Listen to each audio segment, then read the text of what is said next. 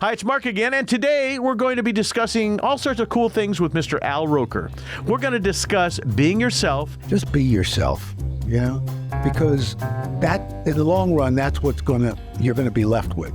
And keeping perspective through prostate cancer. Yeah, I'm slowly being rebuilt. I am Steve Austin. We also discuss neurodiversity. If I were coming up today, I would probably be considered neurodiverse. And parenthood. Your kids, they are your greatest joy and can drive you up a wall. And of course, we talk the weather. And Al Roker with the weather. Now, don't forget to like and subscribe to Marc Summers Unwraps. I've always wanted to dissect success and want to know the modus operandi, as they would say back in the magic world that I lived in. How does this happen? How do you expose this act, this trick, this life? And the way you do it is you educate yourself about them and other people in that field. I was obsessed with show business.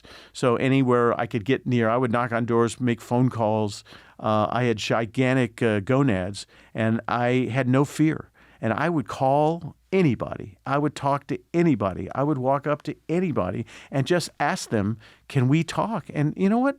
Everybody said yes. I'm excited. Mr. Al Roker is with us. I've known Al for a number of years, and in doing the research for this talk today, I'm blown away because you're so good at so darn many things. Yeah. And so I want to ask you, how would you describe what you do? How would I describe it? Wow. Mark, I don't know.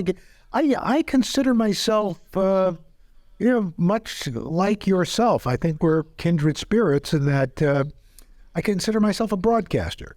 And in this day and age, I don't know, it's here with podcasting and the social media, TikTok, influencers, I just consider myself a broadcaster. So It's interesting that you say that, because my opening sentence that I wrote down on my pad is probably one of the last of the true broadcasters. Oh, isn't that? And thank you. I grew up watching Hugh Downs on the Today Show, and back in the day, he was allowed to walk down the hallway and host Concentration. Okay, Yeah. You can't do that anymore. They have those of us in the industry pigeonholed. If you do news, you do news. If you do sports, you do sports. If you do, games, you do games. Certain people are allowed to cross over. And you're one of those people in many ways has been allowed to cross over. So let's go back to growing up in New York. Your dad was a bus driver, correct? Yes. And what'd your mom do? My mom, for the most part, was a homemaker, but for a good portion of my childhood, she also augmented, we were lower middle class. She worked as a nursing assistant, eventually ended up with 6 kids in the house, 3 biological, 3 adopted.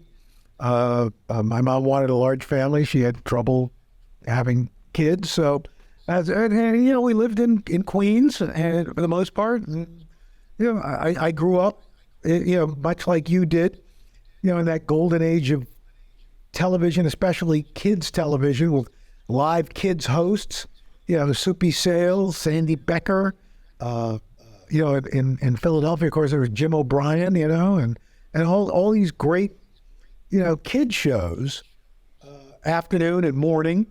And I was fascinated by television. I just loved TV. I didn't want to be on TV.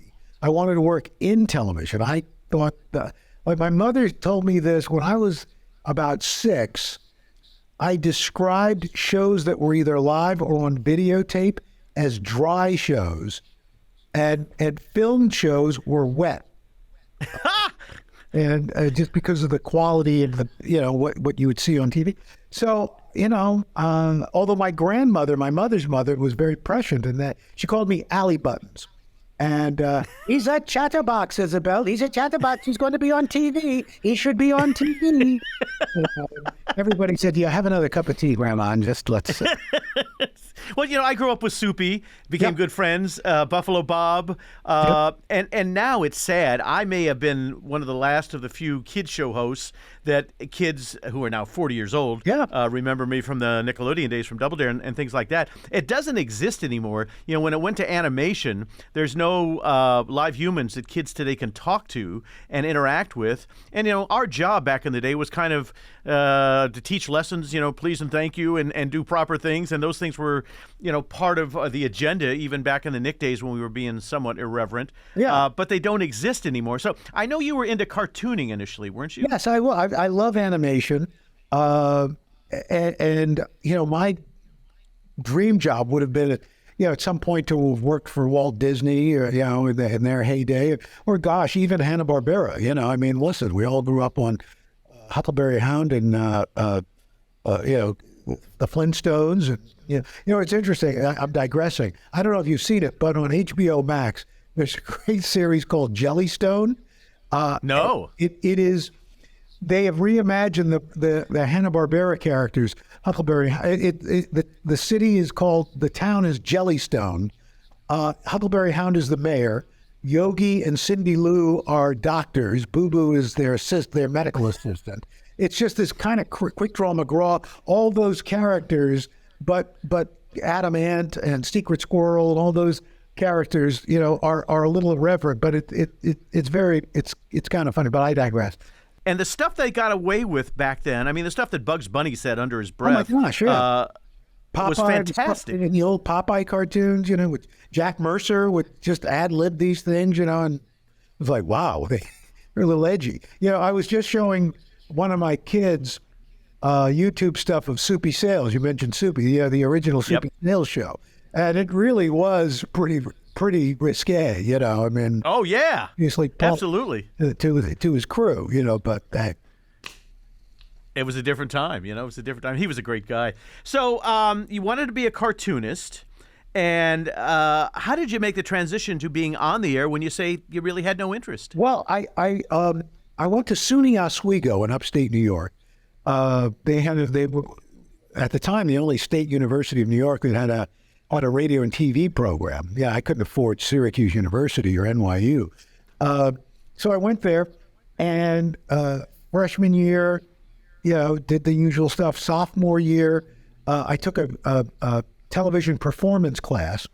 One of my classmates was a guy named Jerry Seinfeld. Really? Yes. He left after sophomore year. I don't know what happened to him, but...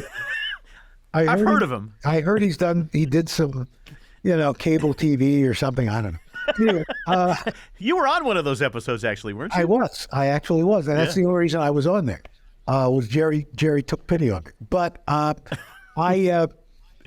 was, my department chairman was a guy named Dr. Lou O'Donnell, and he worked at the local CBS station in Syracuse on a kids show. And the news director said to him, hey, do you got any kids up there? Do you have any kids up there who could do weekend weather? I can only pay $10 a newscast. This is 1974. Wow. And when I did that class, that TV performance class, he's the guy who said to me, Roker, you've got the perfect face for radio. But he put me up. Nice. I did a tape at school. He took the tape down for me, and the news director saw it, brought me down for an audition at school with the local anchor guy, and boom, I get that. The rest, I got the weekend weather job. And so, how old were you then? I was a sophomore in college. It was the end of sophomore year. I was 19. You know, and so did you love the job? You know, yes, the short answer is yes. I didn't know how fortunate I was. You know, I just saw it as a job, you know, because I thought, well, I'll just do this until I can get a real job doing, you know, producing or writing or something like that. And I graduated, the end of my junior year, the Monday through Friday guy left, and I got that job. So I was commuting 5 days a week, like 70 miles a day, you know, doing at the end of my junior year, doing the weekday weather. And what were they paying you then, from $10 to what? When I got the full-time gig, I was making $13,000 a year, which, you you're a Well, back then it was great, you're a college student, and you're making 1974, 75. That's not bad, No. So how long were you there before you went to Cleveland? Well, in between, 6 months after I graduated, I got a job in Washington D.C. at what was then Metro Media, now is Fox. Oh yeah. At the 10 o'clock news there. I was so naive. The news director brings me in for an interview, flies me from Syracuse to Washington. Now, we don't pay a lot, but you'll be on the #1 newscast at 10 o'clock. I thought, and they get the job. It's great. And I get there, then I realize it's the only newscast on at 10 o'clock. So. Yes. But, hey.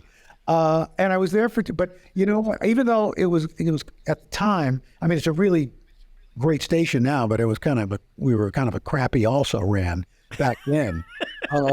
But it was priceless in that's where I met Willard Scott, who changed my life professionally and personally, but also. We're going to get into that in a bit, and so he was doing weather full time? He was the weather guy at WRC at the NBC station, and he took me under his wing. And how did that happen? Where did you meet him? He called me. It was the craziest thing. I answered, because we only had one newscast a day. So, I get in around 3 o'clock, and around, 6:30, the phone rings. I pick it up. Hello. I go, hey, this is Al Roker? I said, yeah. Hey, it's Willard Scott. Meet me at back door of your station. Oh, well, let's go to dinner. Oh, okay. So I come out. There's Willard. The station's back door was on Wisconsin Avenue. And come on, get in. He's in this big boat of a Cadillac, red Cadillac. I get in. He goes, ready? I said, ready. And he makes this, and this is the first time I'm meeting him. He makes this U-turn and parks across the street at this Italian restaurant, Alfredo's La Trattoria restaurant. And that was the beginning of this beautiful, wonderful man, and getting to know him.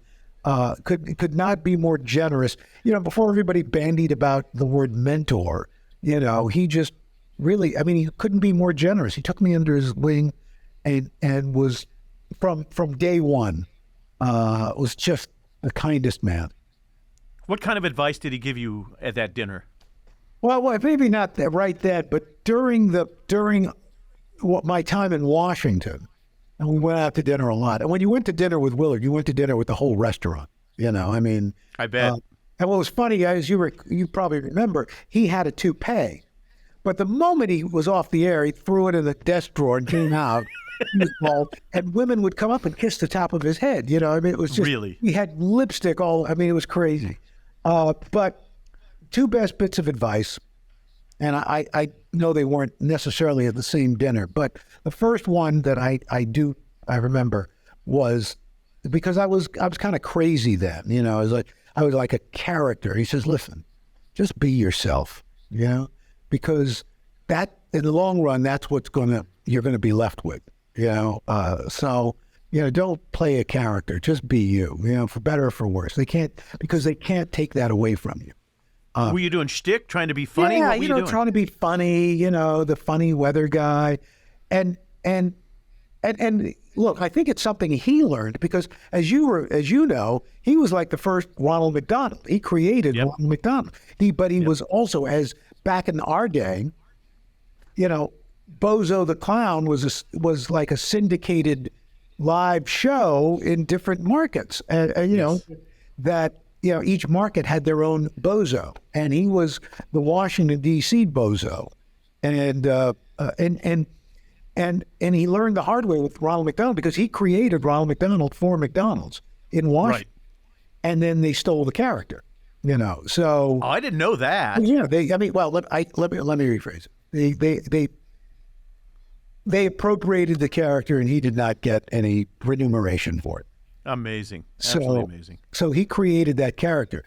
And so, he was of the belief that, and he was a hustler. He's and I learned that from him. He had a farm outside of Washington, Delaplane, Virginia. He'd hold birthday parties there. He really? Did, oh yeah. It was also a working farm because he sold eggs at Woodward and Lothrop, which was the local designer eggs, which was he's at Woodward and Lothrop, which was the local department store in Washington. He was just, he did radio at the same time. He and his college roommate, guy named Ed, oh man, I'm blanking on Ed's last name, but they were college roommates and then went on to WMAL in Washington. And they were the Joy Boys. They were this incredible radio team. They were kind of like Washington's answer to Bob and Ray. And, and they tried to steal it, bring them to New York. WCBS wanted them, and they stayed in Washington. Anyway, but Willard. Let me ask you, because there's only a few people I can ask this question to. When I was a kid growing up in Indianapolis, I couldn't wait to get in the car on a Saturday or Sunday, and my mom would turn on Monitor on the radio. Do you remember Monitor? Yeah, NBC Radio. And it was like from Hugh Downs to Ed McMahon and all those. And I thought, that's the coolest thing I've ever heard in my entire life. And I just want to sit in the car and listen to that stuff. I mean, I would live vicariously through that kind of entertainment. Yeah, and it's funny, but it's back. I mean, you're doing it. Yeah. Your these podcasts are really the Monitor of today, huh? Yeah, it really is, because you can find what you want, and it's stuff that wouldn't necessarily work on, commercial radio such as it is today. But you can find what you want, on any given topic, which is really terrific. So you went from D.C. to Cleveland then to do weather? From D.C. to Cleveland. At WKYC, the NBC station in Cleveland. It was an NBC O&O. And I didn't know that. Yeah. When I was there, they eventually sold it to Gannett, which is now Tegna, who knows where. But still a great station. And my 5 years in Cleveland are 5 of my fondest 5 years of memories. I love it. I think they started Mike Douglas there, now that Mike I think Douglas about was it. there. Tom Snyder worked at WKYC. But really? Oh yeah. I mean, it was like a farm team for NBC. A lot of NBC news correspondents came through WKYC in Cleveland. And so tell me the day you got the phone call from the Today Show saying, can you fill in? Is that what happened? Well, no. I worked in Cleveland for 5 years, and I got the opportunity to come to New York at WNBC. To do weekends and to back up the legend, Dr. Frank Field. And so here I am. I'm finally in my hometown. And my parents can turn on the TV because one of the stories, when I got my job in Syracuse, I worked at Channel 5, and I called my mother all excited. Mom, I got a job on television. She said, oh my gosh, that's wonderful. What channel are you on? I said, well, Mom, you can't see me because I'm in Syracuse. You're in New York City. Well, what channel is it? I said, Channel 5. Oh, I can see you. We have Channel 5 here. I said, no. Didn't get it. It's a different Channel 5. Well, a 5's a 5. My mother at that point had never left New York City, so she had I said, no, Mom, you can't. Well, of course I'm going to turn the TV on right now so you can hear it. Mom, it's not. Anyway. We've all been down that road. Yeah. I finally get to New York, and my mom and dad can turn on the TV and see. So anyway, 6 months into my gig, Frank Field leaves and goes to Channel 2 in a contract dispute. So I get the Monday through Friday show. This is now 1985. And so how old were you then? I was at 85. Well, let's see. I'm going to be 70. Oh gosh, I can't do math anymore. I would beat you. I'm going to be 70 in 2 years. So I guess I was 21. 24. Wow. 24. 24. Unheard of. Yeah. And so I end up getting the Monday through Friday gig, and they start asking me to fill in for Willard. That's in 1986. And it's like, what? Yeah. And I remember first time I did it, Bryant Gumbel reaches over, and just before we're about to go on, he grabs my hand and goes, "There's anything you need, you let me know." And it's like, wow, and this is so. At the time when I started filling in, it was Bryant Gumbel and Jane Pauley. Yeah. Yep. And so you had Gene Shalit was, it was this. Yeah, I still am amazed. That I got into this business, still during the golden age of local television news, network news. I mean, there's still great things that are going on, but it was this great moment. I still, you will appreciate this at WNBC for Live at 5, which was really for its time, this groundbreaking show that melded news and entertainment. The staff announcer who was on camera was Don Pardo. Yes. Yes. And he had a lifetime contract at NBC. Yes. And he would start from WNBC TV in New York. This is Live at 5 with Jack Cafferty, Sue Simmons, and Frank Field with the weather. He had that old RCA DX77 microphone. And so it's my first day filling in for Frank Field. And I'm standing there, I'm all off to the side. He goes, Sue Simmons, Jack Cafferty, and Al Roker with the weather. So in the first commercial break, I go up to him. I said, I had never met him. I said, Mr. Pardo, my name's Al Roker. And he goes, I know who you are, young man. I said, I just got to tell you, it was a thrill hearing you say my name. And he goes, I thought it might be. I punched it for you. I got to meet him a few times. That's who he was. I mean, he was a pretty interesting character. We'll digress all over the place because you and I know all the same people, but I saw over the weekend you went to a get-together with Sue Simmons. Yes. For those of you who are not in the New York area or the Washington, D.C. area, Sue Simmons was this just... she is a one-of-a-kind. She was this irreverent, crazy, funny, loving news anchor who was an institution in New York. Yes. I mean, she was teamed up with two guys who they each made the other better. Sue was this irreverent kind of crazy, free spirit. And Jack Cafferty, who did Live at 5, and Chuck Scarborough, who co-anchored with her at 11 o'clock, were a little more staid, a little, more, anchorman.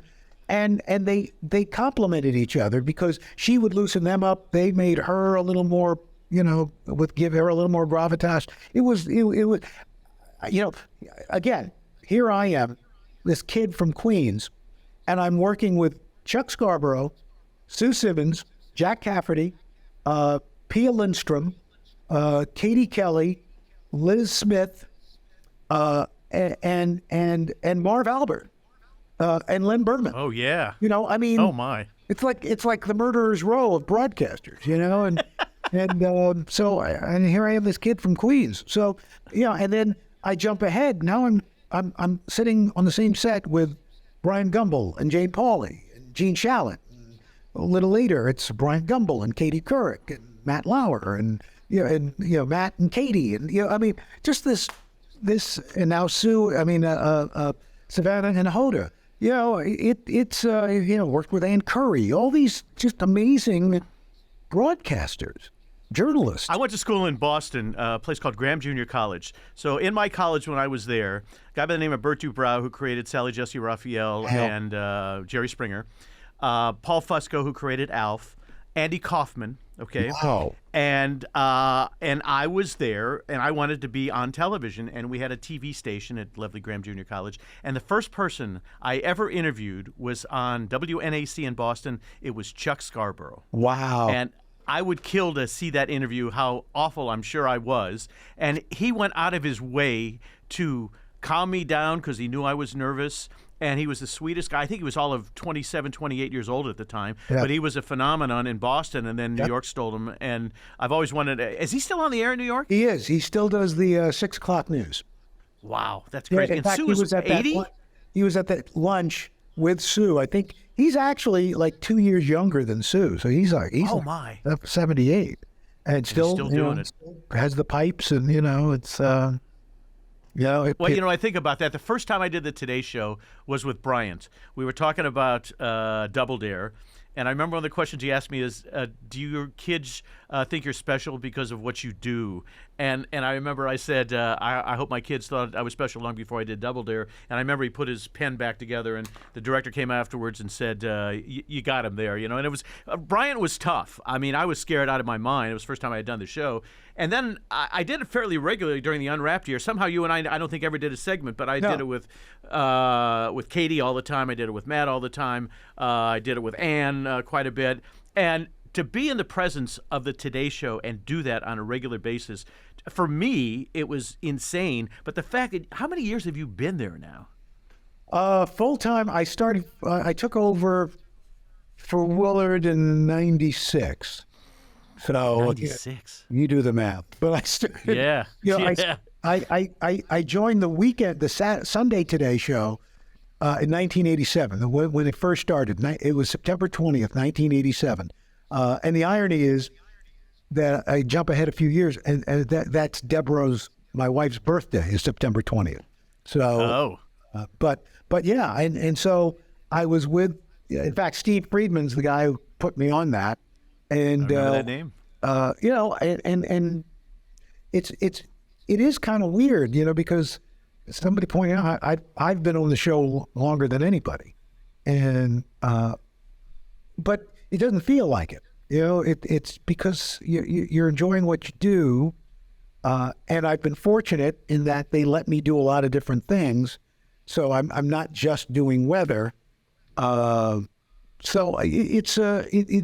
it really has been an interesting, and if it were to end tomorrow, it would have been a terrific ride. I hope it doesn't, but Now you're around.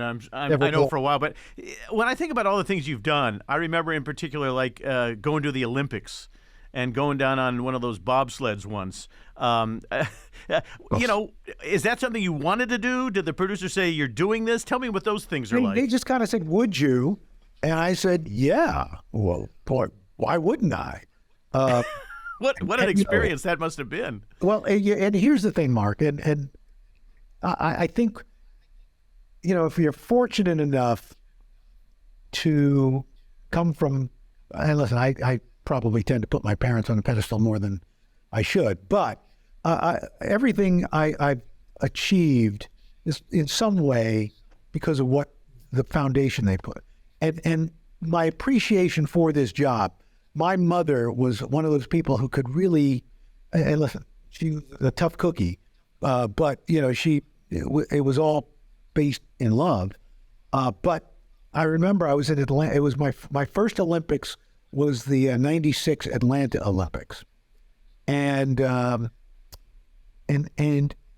full time, and it was hot and it was sticky and steamy. I was still doing live at 5 and the 6 o'clock news for about 18 months. I did the 5 and 6 I did the Today Show and then the 5 and the 6 o'clock news for WNBC.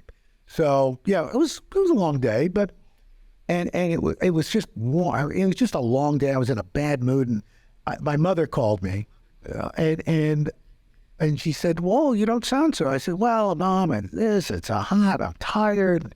This and this." She said, "Oh, wow, you poor dear." Yeah, it's like, I mean, like I remember your dad working long hours on the bus, but you're in Atlanta at the Olympics on NBC, something that most people would give their eye teeth for, and you're getting paid. You poor baby. It's like, yeah. Sometimes we need to be given that wake-up call to remind ourselves how lucky we are to be doing what we're doing. And ever since then, it was like, and listen, I don't, it is what it is, but, when you're given the opportunity to do all these different things, unless they're doing something that you could die, like if they said, "We would like you to jump out of a plane," that's where I'm going to draw the line. Jumping out of, Ann Curry did two things that I would have never done. She bungee jumped live on air, and she jumped out of a plane and parachuted live on air. And I said, she has my undying respect, because there is no way on God's green earth that I would do that. Yeah, I'm with you. Not in a million. I don't care how much they paid me. I'm not doing either one of those. Unless for some reason we lost one or two engines, there's no reason. Think about it. Plane. So, okay, you've done numerous Olympics since then. Let's talk about the Macy's Day Parade. How long have you been doing that? I think this year will be 28 years, I think. Wow. Yeah. Is that still fun? Yes. Yeah, it is. It is. Because you're uptown when the balloons are getting ready to come down and you're doing all the play-by-play and describing what's going to happen and Santa's on his way. I love it. This is, I mean, it's part of America, I mean, the number of times, and I never get tired of this, where people come up, you're part of my Thanksgiving. I mean, gotta get better than that. How are you gonna argue with that? And again, it was something Willard did, and it's just this. Yeah, my kids have grown up uptown. Our tradition is, and it's tough because my baby is getting ready to go to college. Yeah, we're gonna talk about Nick in a minute. Yeah, but Courtney and Leela and then Nick, Deborah would bring them uptown, and they'd hang out with us at the booth. And then the last balloon would leave and they, head back home across the park. So it's so much of our lives that I just, I as long as I can do it and as long as they want me to do it, I'm there. It is because, look, you and I, we've all grown up watching that parade. Yeah. And to be absolutely. Please. So you and I have done many similar things. There's one thing that you have done that I have not had the opportunity to do, although I'm going to tell you a story after we describe this.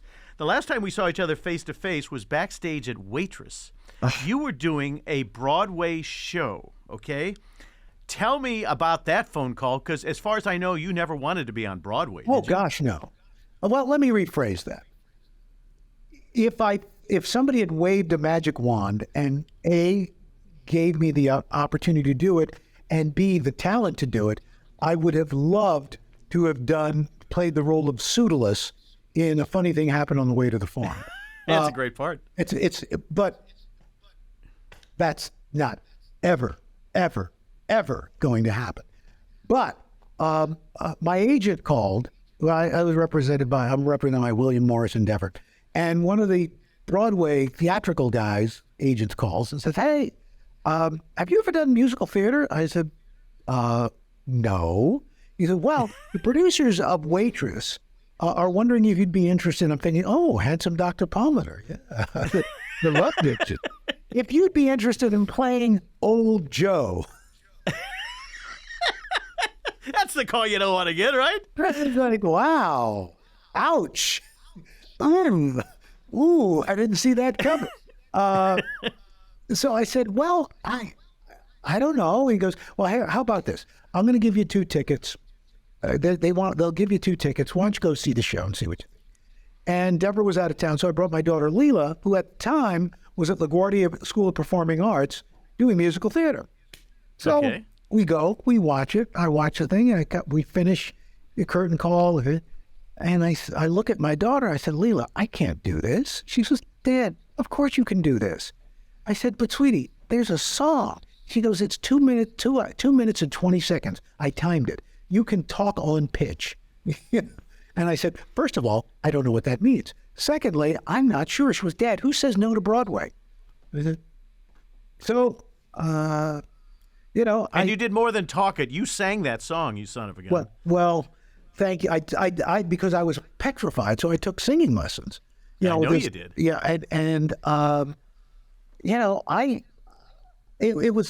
did it twice, 8 weeks each time, and it was one of the most exhilarating experiences of my life. Because live? Well, several reasons, but I will say the first and foremost was the family of the cast. My biggest fear was they think, who's this a-hole coming in here?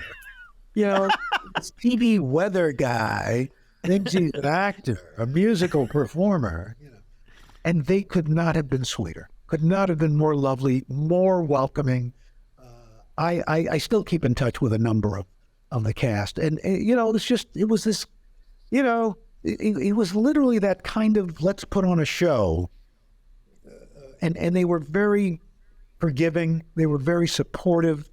And I will also tell you, Mark, that, no matter, listen, I've been fortunate enough to be on network television, all this. You have probably experienced it in that you worked in front of a live studio audience. When you did Double Dare, and you come out, Yep. people applaud. Yeah.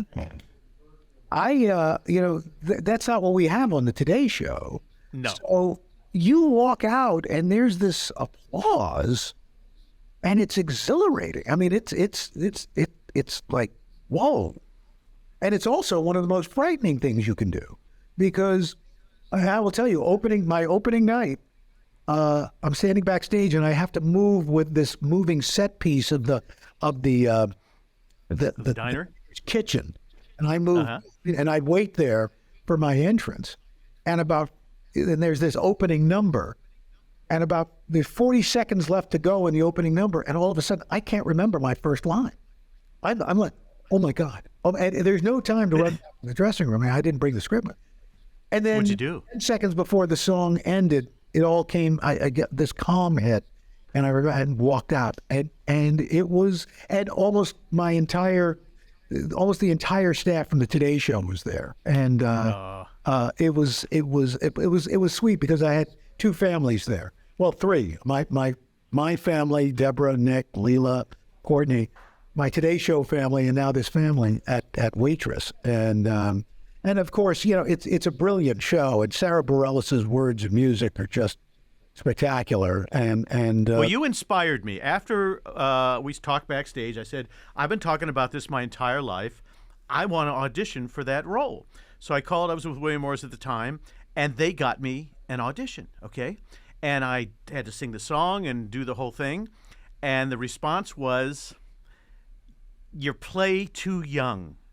No matter what you do, the lilt in your voice, you could never play this because you just play it too. I said, I'm older than Al Roker, for God's sakes. And they went, no, they didn't. Now, they did ask me to go out and do the tour, and at my age, I'm not getting on a bus with a bunch of 20-year-olds and touring, but I applaud you for doing it, and I just, I'm going to say I'm envious that you actually pulled it off and did it so beautifully. Well, and I didn't know what to expect when I saw it, and when I heard you sing, I went, holy Christ, this guy is unbelievable, Yeah, it's one of those things. It's only for 2 minutes and 20 seconds, so. It doesn't make any difference, It really doesn't make any difference. It's amazing. So that was amazing. So you and I were at Food Network for a while together. You've been a producer with Al Roker Productions. You hosted shows for the Food Network. Tell me how that transition. I know you love food because every year down at South Beach Food and Wine, you and I are down there. Yes. This year, I think you were judging Burger Bash, but normally you have your own booth and you're cooking. Yes, I do cook. But as Danny Glover says so well in Lethal Weapon, I'm getting too old for this blank, That's a lot of work, I mean, it's a lot of work. And judging is a lot easier. So, but there's so many hamburgers you can eat, that's the other side of it. What's great is, you learn, as you learn that you don't eat the whole burger. I mean, one of my pet peeves about the Burger Bash, and when I was cooking, I would only do sliders because, people are doing these full-size burgers, and a lot of it goes to throwing away most of it. Yeah. I was at one of the first Burger Bashes, so it goes back a long time. And back in the day, there were only about 10 people participating, and they made smaller burgers. And as it became what it has become with Rachel and Lee Schrager and millions of people coming, and I always find that pathetic that people take one bite because you want to try a little bit of everybody, and they throw it away. And I think sliders is the only way to go on that thing, quite honestly. Yeah, because I for some reason, I don't know that cutting it up in quarters, where I think sliders are just an easier way to go. Yeah. Well, that said, one of the original president of Food Network was a woman named Judy Gerard. And just talked to her the other day. Oh my gosh, I got to give her a holler. And Judy was the station manager at WNBC. Yes. And so when she went over to Food Network, she asked me if I'd be interested. She knew how much I love food. Would I be interested in doing a special? So I said, sure. And then that did okay. So they asked for another, and so Yeah. It was fun stuff. Judy was, one of the best people I've ever worked for in this industry. Yeah. There's no question about it. She did the sweetest thing. She knew she was leaving and going down to do some shopping network for scripts, and I still had like a year and a half on my contract.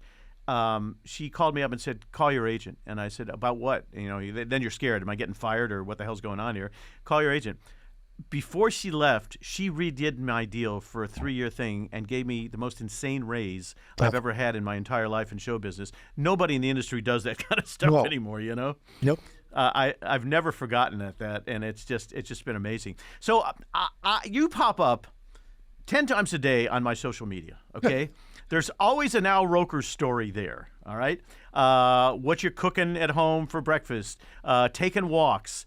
And so I have 17 categories here I want to talk about. First of all, let's talk about the walks. I also made a list here. I don't know if you're going to love this or not. You have had a knee replacement, gastric bypass, carpal tunnel operation, hip replacement, and prostate cancer. For the love of God. So now you have to stay in... You've left off both knees.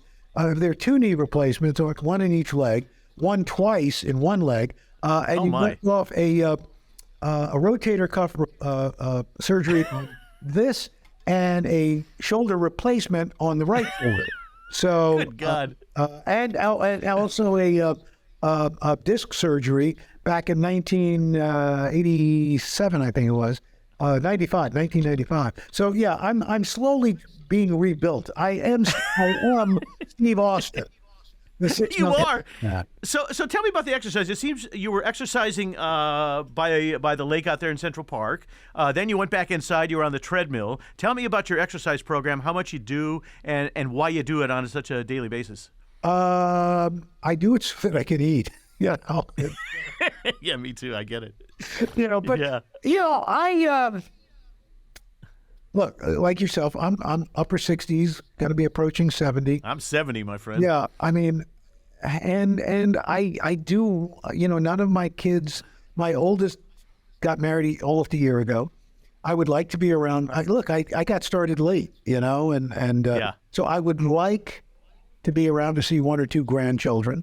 Unfortunately, some illnesses run in my family, and I'm trying to do what I can to stave them off. I will say that the one silver lining of the prostate cancer was that during the recovery, my surgeon said, after that year, I went home and he says, by the end of your first week home, I want you walking 5 miles a day. What? Yeah.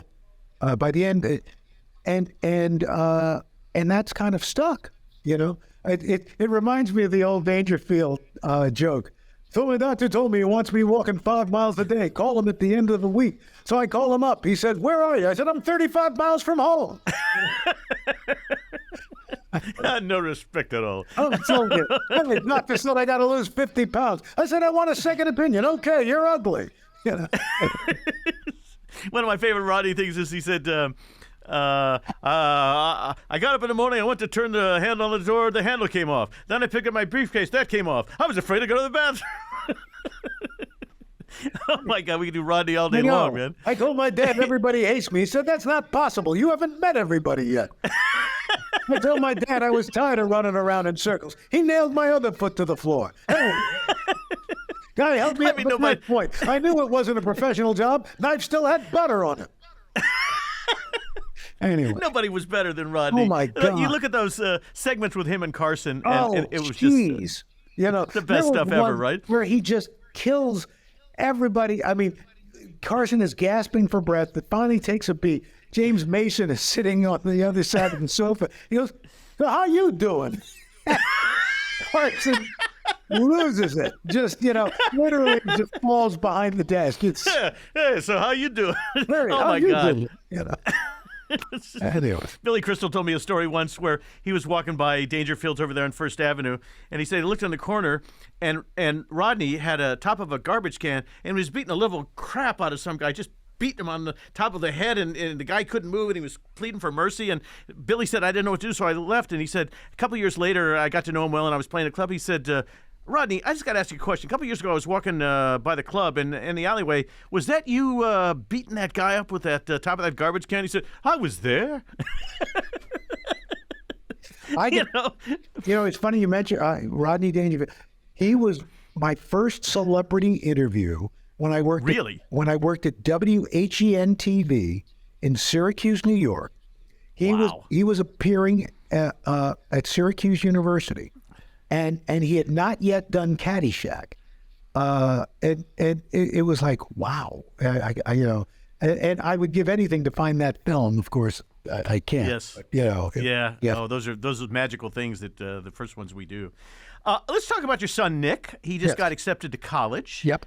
I followed him online for a long time. Where's he going to school, and what's he going to study? We haven't said what school he's going to, but Okay.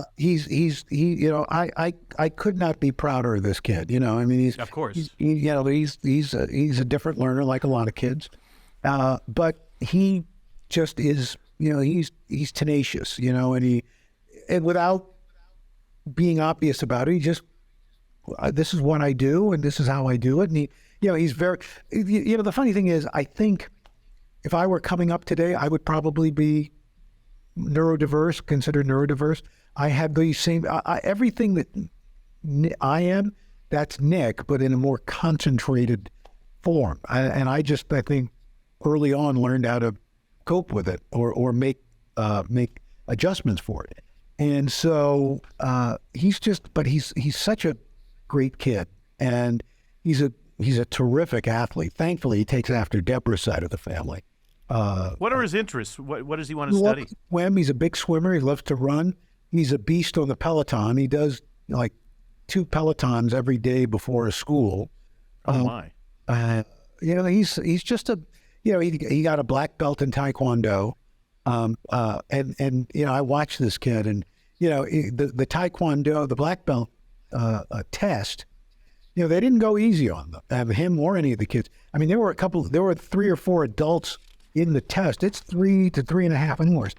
There were 2 adults that threw up and couldn't make it, and this kid really just powered through. And I'm just very proud of what he's accomplished. And he's, look, as you know, your kids, they are your greatest joy and can drive you up a wall. Yes. As we were probably for our parents. But I love this kid to death. He's just, and all of my kids. I mean, my oldest is a chef, runs a test kitchen for this appliance company called Chef Man. Our middle girl Leela is working in Paris. She went to school there and is just decided to stay. And now really, and Nick's getting ready to leave the nest for college. So you're gonna be an empty nester. Yeah, it's a weird concept, and it is that cliche that it's like that is very true. Because I'm thinking, where did this time go? Yeah, it happens overnight. I have an 8-year-old grandson and a 2-year-old grandson. Wow. And the 8-year-old is playing baseball, and typical Little League when they were 5, 6, 7 was like swarm ball. They didn't know what the hell they were doing. For whatever reason, it clicked in this year. And he's making double plays. He's pitching. He's passionate about it. In fact, for Father's Day, we're going to the Dodger game together. And he called us 2 nights ago and told us he made the All-Star team. Oh. And, you're just, as my people like to say, we were kvelling because right. It was just so exciting. And thank you. And my 2-year-old has a vocabulary. My daughter was lucky enough to stay home, and this kid has a better vocabulary than I do. And so you see this growth and this fun.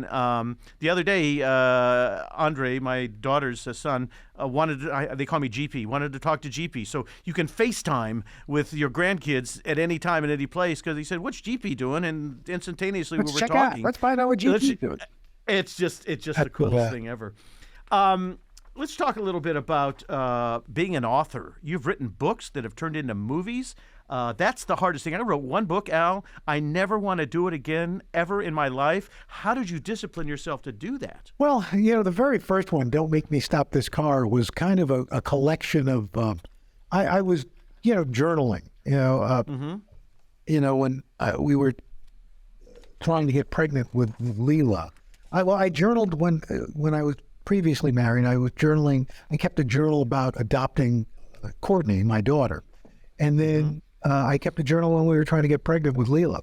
And a friend of mine was flipping through it, and said, this is a book.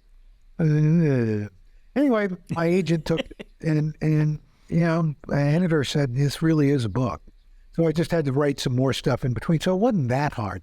But I find that it's easy.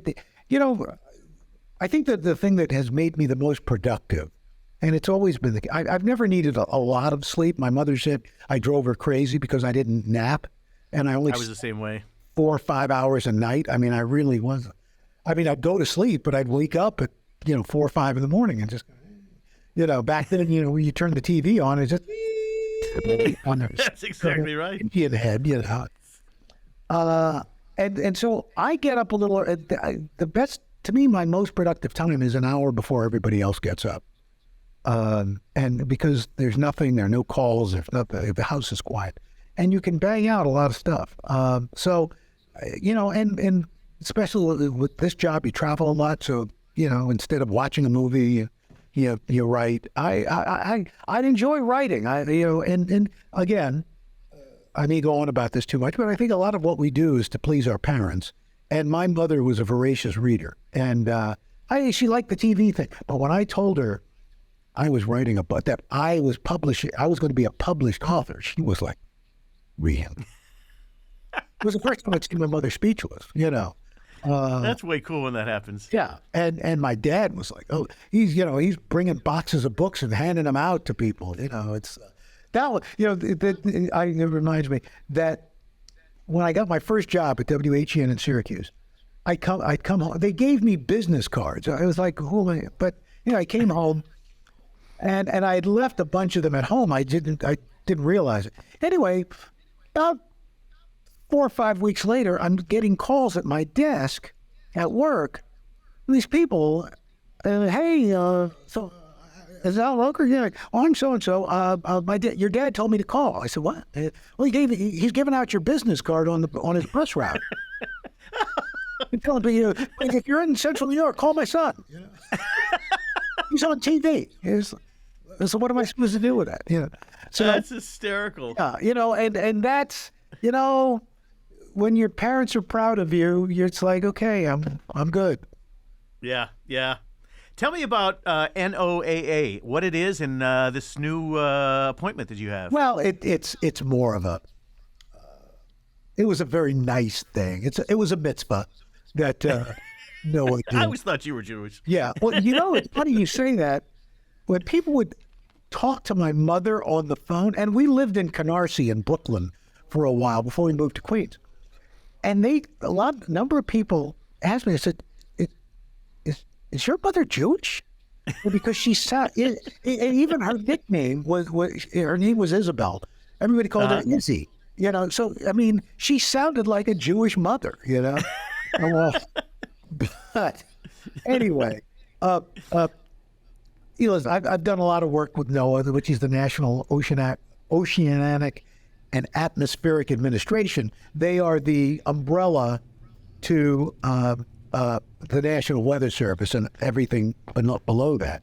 And so, they were very sweet. And the new NOAA administrator, Dr. Rick Spinrad, decided to create this title, Emissary of NOAA. And just because I've done a lot of climate stories and things about the weather, it holds no meaning really, but it's kind of fun. Very nice. It is. As Grandma Roker used to say, beats a poke in the eye with a sharp stick, which I said, well, that's just about everything, That's true. Let's talk about... same woman who used to say, this world is going to hell in a handbag. And I know, what does that mean? What does that mean? There's hell in a purse? What would it be doing in there? I don't. Let's talk about some of the Rokerisms when you do the weather and it goes Sunday. How did that happen? Well, that was a throwback to, you remember in radio. Yeah, on radio, yeah. Indianapolis Raceway Park, Sunday, Indianapolis. Englishtown, New Jersey. Where it was like, Dandy, Jungle Jim Lieberman, Dandy Don Landy, nitro burning funny cars. We grew up with that same thing. You'll hear it. You know, And the thing about your neck of the woods, that toss to the local, where did you come up with that? well, you know, when I first started filling in for Willard, I was saying anything, and the director came up to me after the second time, and he said, "No, you've got to say the same thing so that the local stations know when to cut away for local weather." And my grandfather, my mother's father, Grandpa Smith, used to say, "Hey, what's happening in your neck of the woods?" So it's kind of an homage to him. Ah, very sweet, very sweet. That's nice. Is there anything that you haven't accomplished that you really want to do? You know, I don't think so. Listen, I would love to do a talk show with Deborah. I think we would either, it would be a fantastic hit, or we'd be divorced in 3 weeks, one or the other. But those 3 weeks would be spectacular television. Last time I did The View, you both were there, and there was certain arguments that were going on in the dressing room that I overheard. So I don't know if you want to do that on a daily basis. Yeah, I don't know. But like I said, while it lasts, it's going to be riveting television. Oh, my God. We talk a lot on this program about overcoming obstacles. You seem to have had a charmed life, okay? A charmed existence. Have there been any obstacles that you've had to overcome? Well, look, listen, I think there. I've been very blessed. I've been very fortunate. But look, there have been bouts of racism, things that you've had to deal with, but far less than a lot of people have to deal with, because of where you are and where you work. But I mean, racism other than a cab driver not stopping to pick you up kind of thing? You still have those daily reminders of that, there are people who will treat you differently because of the color of your skin. And even, possibly in this business.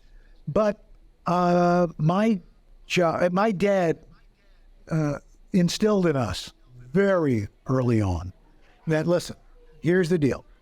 You are going to have to work twice as hard and be twice as good as the white kid next to you to get half as far. And he says, he goes, it's not fair. That's just the way it is. And so me and my siblings, I think, were raised with the idea that you just have to be the best you are, and you are going to power through. And I've been very fortunate, because listen, there are a lot of people who do that and don't succeed or don't get as far as they should. So, and listen, it's no different for any number of women and other folks, but that's what it is. It's not right. It's not fair. And you hope that as we have progressed, unfortunately, we have seen. Listen, again, you and I are of the same age, growing up in the civil rights movement, and there was a kindred spirit and a bond between the black community and the Jewish community. Big time. In civil rights. And both, I think, for Jews in this country and blacks in this country, there was a feeling that we had moved forward. There were setbacks, and now you look at what's going on, I think, for any number of groups, and it's a little frightening. It's very frightening. Very frightening. It's very frightening. Yeah. I get so discouraged. It's like I don't even want to watch the news anymore because I can't believe what's happening.